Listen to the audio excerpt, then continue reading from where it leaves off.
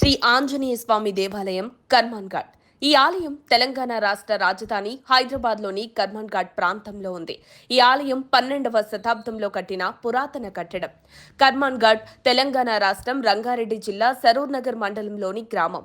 హైదరాబాద్కు దక్షిణంగా దిల్సుఖ్ నగర్కు, ఎల్బీ నగర్కు దగ్గరలో నల్గొండ క్రాస్ రోడ్స్ నుంచి నాగార్జున సాగర్ వెళ్లే మార్గంలో ఉంది. హనుమంతుడికి అంకితం చేసిన ఈ ఆలయం తెలంగాణలోని పురాతన ఆలయాలలో ఒకటి. ఇక స్థల పురాణం విషయానికి వస్తే ఈ ఆలయాన్ని 12వ శతాబ్దంలో కాకతీయుల కాలంలో నిర్మించారని ఆలయ చరిత్ర చెబుతోంది. పురాణాల ప్రకారం సమీప అటవీ ప్రాంతంలో వేటకు వెళ్లిన కాకతీయ రాజు వేటాడి అలసిపోయి చెట్టు కింద విశ్రాంతి పొందటానికి కూర్చున్నారట. ఆ రాజు విశ్రాంతి తీసుకుంటున్నప్పుడు ఎక్కడి నుంచో ఎవరో రాముడి పేరు జపించడం విన్నారట. కాకతీయ రాజు ఆ రామనామ జపం ఎక్కడి నుండి వినబడుతుందో తెలుసుకోవడానికి ప్రయత్నిస్తూ చుట్టూ తిరిగారట. అలా రాజు దట్టమైన అడవి లోపలికి నడుస్తున్నప్పుడు హనుమంతుడికి రాతి విగ్రహం కూర్చున్న భంగిమలో కనిపించిందట. విగ్రహం లోపల నుండి రామనామ జపం వినిపిస్తోందట. రాజుగారు ఆ హనుమంతుని విగ్రహానికి శిరస్సు వంచి నమస్కరించుకొని తన రాజధానికి తిరిగి వచ్చాడు.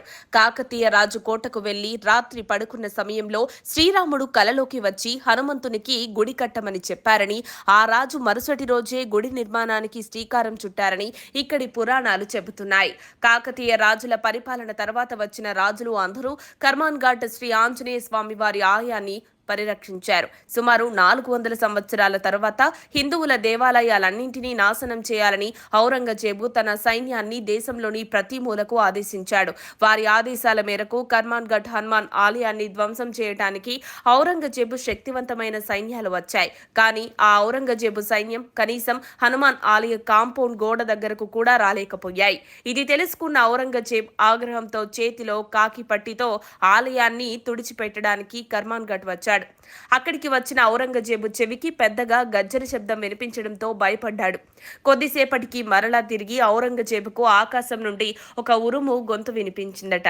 ఆ గొంతు నుంచి ఏం వచ్చిందంటే, మందిర్ తోడ్నా హై రాజా కర్మాన్ ఘాట్ అని. అంటే, ఓ రాజా, మీరు ఈ ఆలయాన్ని నాశనం చేయాలనుకుంటే ముందు మీ హృదయాన్ని బలంగా చేసుకోండని దాని అర్థమట. ఇక అప్పటి నుండి ఈ ప్రదేశానికి కర్మాన్ ఘాట్ కాస్త రాను రాను కర్మాన్ ఘాట్ గా పిలువబడుతుందని ఇక్కడి శాసనాలు చెబుతున్నాయి. మరిన్ని అప్డేట్స్ కోసం మా కాయ్ టీవీని సబ్స్క్రైబ్ చేసుకోండి. మా వీడియో కనుక మీకు నచ్చినట్లయితే లైక్ చేయండి, షేర్ చేయండి. మీ విలువైన అభిప్రాయాలను కామెంట్ బాక్స్లో తెలియజేయండి.